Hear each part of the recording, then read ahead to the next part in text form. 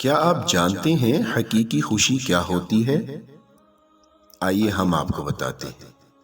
ایک ٹیلی phone interview میں radio announcer نے اپنے مہمان سے، جو ایک کروڑ پتی شخص تھا، پوچھا، زندگی میں سب سے زیادہ خوشی آپ کو کس چیز میں محسوس ہوئی؟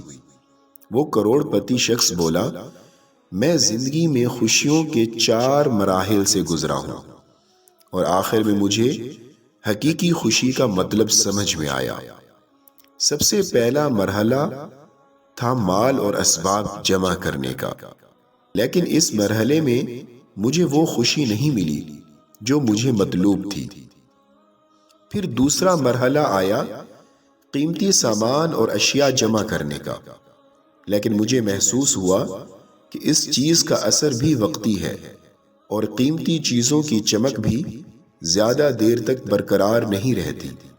پھر تیسرا مرحلہ آیا، بڑے بڑے پروجیکٹ حاصل کرنے کا، جیسے فٹ بال ٹیم خریدنا، کسی ٹورسٹ ریزارٹ وغیرہ کو خریدنا، لیکن یہاں بھی مجھے وہ خوشی نہیں ملی جس کا میں تصور کرتا تھا۔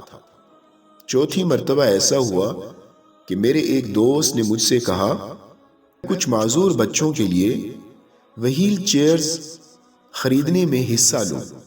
دوست کی بات پر میں نے فوراً وہیل چیئرز خرید کر دے دی، لیکن دوست کا اصرار تھا کہ میں اس کے ساتھ جا کر اپنے ہاتھ سے وہ چیئرز ان بچوں کے حوالے کر دوں۔ میں تیار ہو گیا اور اس کے ساتھ گیا۔ میں نے ان بچوں کے چہروں پر خوشی کی عجیب چمک دیکھی۔ میں نے دیکھا وہ سب کرسیوں پر بیٹھ کر ادھر ادھر گھوم رہے ہیں اور جی بھر کے مزے کر رہے ہیں۔ ایسا معلوم ہوتا تھا وہ کسی پکنک اسپاٹ پر آئے ہوئے ہوں۔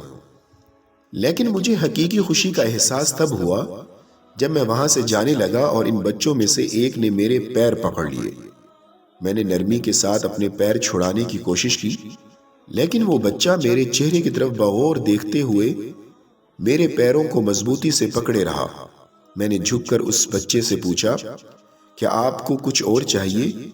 اس بچے نے جو جواب دیا، اس نے نہ صرف مجھے حقیقی خوشی سے روشناس کرایا، بلکہ میری حقیقی زندگی کو پوری طرح بدل کر رکھ دیا۔ اس بچے نے کہا، میں آپ کے چہرے کے نقوش اپنے ذہن میں بٹھانا چاہتا ہوں، تاکہ جب جنت میں آپ سے ملوں تو آپ کو پہچان سکوں اور ایک بار اپنے رب کے سامنے بھی آپ کا شکریہ ادا کر سکوں۔ کیا آپ کو بھی کبھی حقیقی خوشی نصیب ہوئی ہے؟